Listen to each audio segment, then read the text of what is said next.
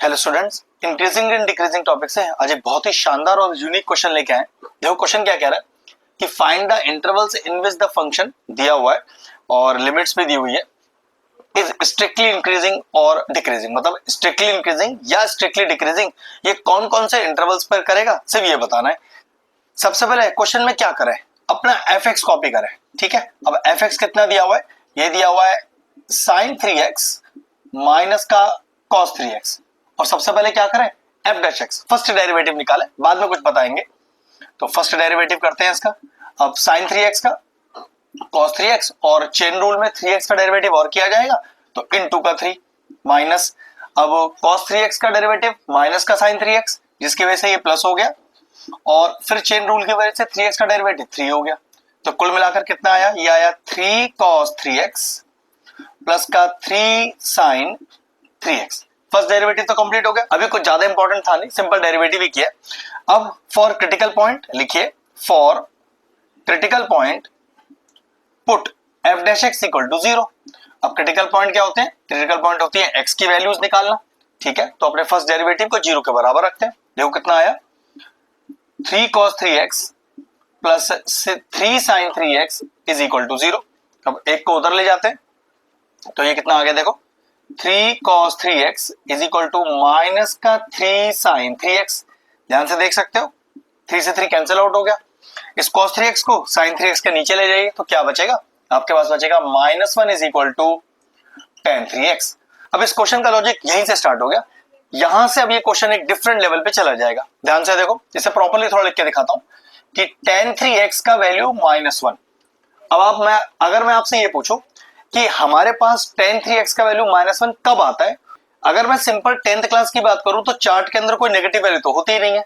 अब जरा 11th class पर आते हैं, क्या हमने प्रिंसिपल सॉल्यूशंस के बारे में पढ़ा है? तो बिल्कुल पढ़ा है। क्या कहता है प्रिंसिपल सॉल्यूशन, उसके हिसाब से चेक करो।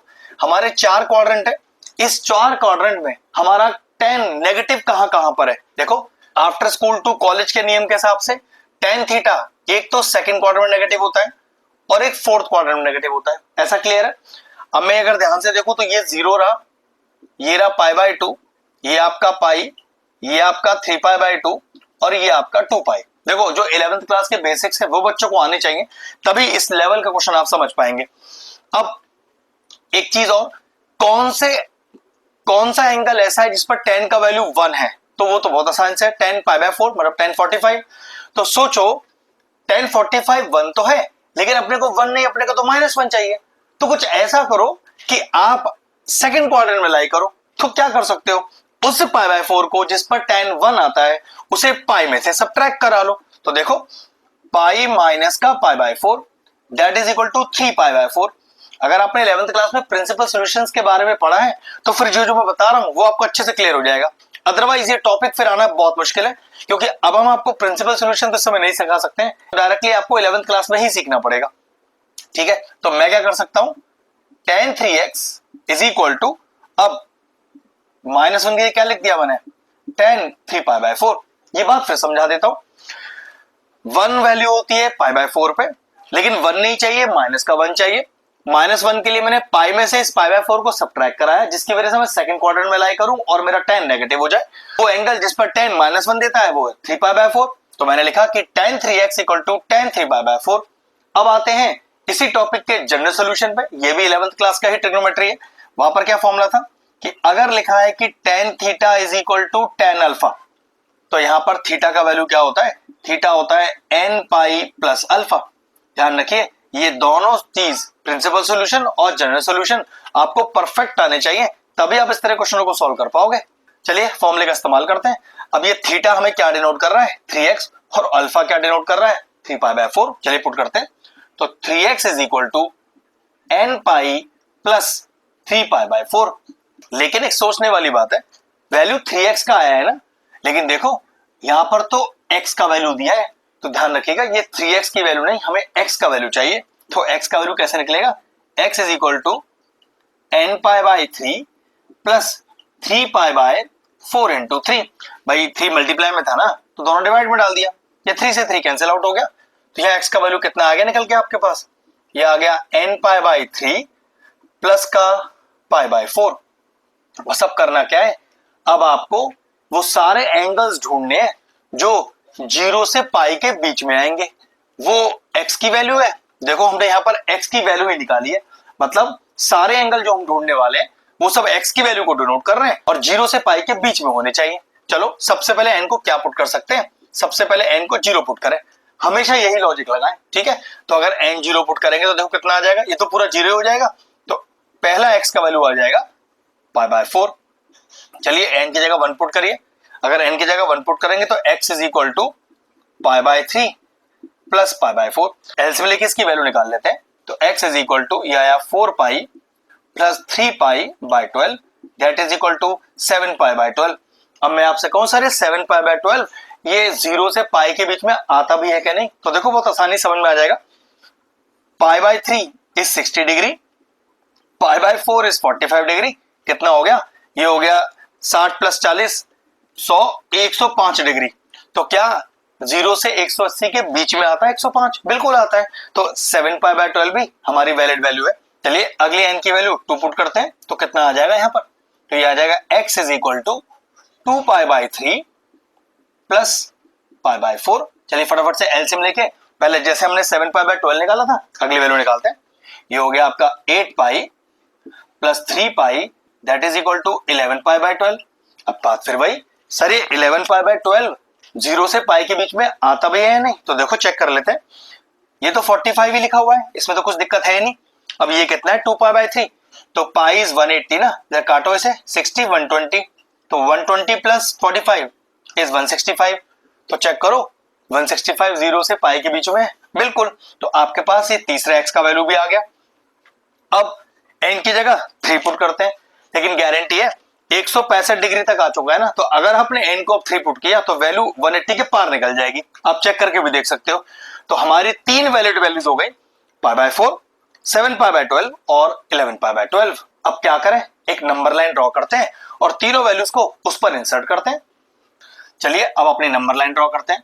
वैसे नंबर लाइन होती तो -∞ से +∞ के बीच की है, लेकिन हमें पहले से ही पता है कि हमारी नंबर लाइन कहां से कहां तक की होगी, 0 से पाई, और वो भी देखो इक्वल टू लग रहा है, तो ध्यान रखना 0 इंक्लूडेड रहेगा और पाई भी इंक्लूडेड रहेगा, और सारी बीच की वैल्यूज क्योंकि स्ट्रिक्टली प्रूव करना है तो सब ओपन रहेंगी, कोई भी क्लोज ब्रैकेट के साथ नहीं आएगी। तो पहली वैल्यू π/4, तो ध्यान रखिएगा अपना गोला खाली रखिएगा π/4। दूसरी वैल्यू 7π/12, ये हो गई आपकी 7π/12, और तीसरी वैल्यू हो गई आपके पास 11π/12। तो वैल्यू कितनी थी, ये था 45 डिग्री, ये था हमारा 105 डिग्री, और ये था हमारा 165 डिग्री। ये सिर्फ अपने लॉजिक के लिए हमने लिख लिया कि ध्यान रहे, हमने अपने तीनों एंगल्स को अपने नंबर लाइन पे प्लॉट किया। चलिए अब टेबल बनाते हैं। सबसे पहले टेबल में क्या लिखते हैं, सबसे पहले लिखते हैं इंटरवल्स। अब इंटरवल कौन कौन से हैं अपने पास, जरा ध्यान से देखिएगा। सबसे पहला इंटरवल है 0 से π/4, क्योंकि 0 पर इक्वल टू लग रहा है और मैंने इसका गोला भी भरा हुआ है, तो 0 से π/4, लेकिन π/4 पे ओपन ब्रैकेट। फिर नेक्स्ट π/4 से 7π/12, तो π/4 से 7π/12 और ब्रैकेट कैसे रहेंगे, दोनों साइड ओपन। फिर नेक्स्ट 7π/12 से 11π/12, 7π/12 से 11π/12 और ब्रैकेट कैसे रहेंगे, ओपन रहेंगे। और 11π/12 से पाई, लेकिन पाई का ब्रैकेट कैसा रहेगा, क्लोज रहेगा, देखो इक्वल टू लग रहा है जिसके लिए मैंने गोला भरा हुआ है।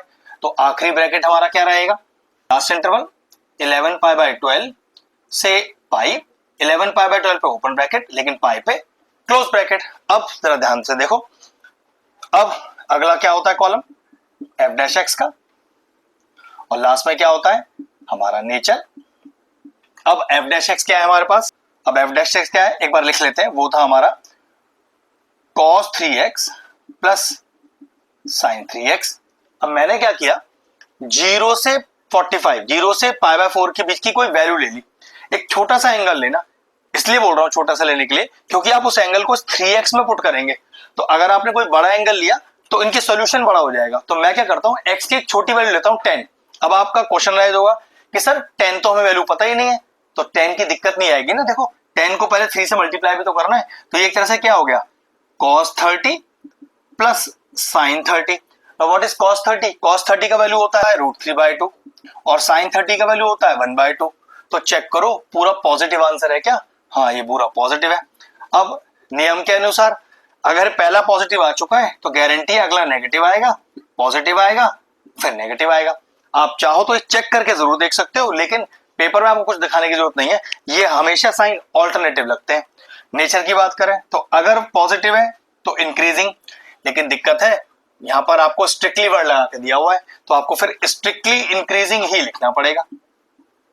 अगले में हो गया स्ट्रिक्टली डिक्रीजिंग, फिर हो गया स्ट्रिक्टली इंक्रीजिंग और फिर हो गया स्ट्रिक्टली डिक्रीजिंग। अब लास्ट में फाइनल आंसर किस तरह से लिखेंगे वो देख लीजिए। Therefore, the function f(x) is strictly increasing on the interval। अब देखो स्ट्रिक्टली इंक्रीजिंग कहां पर है? इन दोनों इंटरवल पर। तो कैसे लिखेंगे? तो 0 से π/4 ब्रैकेट्स का ध्यान रखिएगा, यूनियन, और ये हो गया 7π/12 से 11π/12 and strictly decreasing on the interval. अब चेक कर लो कौन कौन से इंटरवल पर स्ट्रिक्टली डिक्रीजिंग है। एक तो है ये π/4 से 7π/12 पर, दोनों side open bracket, union, last वाले में 11π/12 से पाई तक, लेकिन पाई पर है क्लोज ब्रैकेट। ये रहा हमारा फाइनल आंसर। एक बहुत ही शानदार सा ब्रिलियंट सा क्वेश्चन था। ध्यान रखिएगा जिस तरह के लॉजिक्स और स्टेप्स हमने चले हैं आपको बिल्कुल उसी तरह से चलने पड़ेंगे, तभी इस क्वेश्चन का सॉल्यूशन आपको अच्छे से क्लियर होगा। अगर इस तरह के और इंटरेस्टिंग वीडियोस देखना चाहते हैं तो हमारे चैनल की प्लेलिस्ट में जाएं, वहां इंक्रीजिंग और डिक्रीजिंग की सेपरेट प्लेलिस्ट बनी हुई है, वो प्लेलिस्ट में एंड स्क्रीन में डाल दूंगा, जैसे आपको भी दिखी रही होगी, और सारे इंपॉर्टेंट चैप्टर्स की प्लेलिस्ट के साथ जाके उन्हें भी चेक कर लीजिएगा। ये एक ब्रिलियंट सा शानदार सा क्वेश्चन फिनिश हो गया। वीडियो फिनिश करते हैं।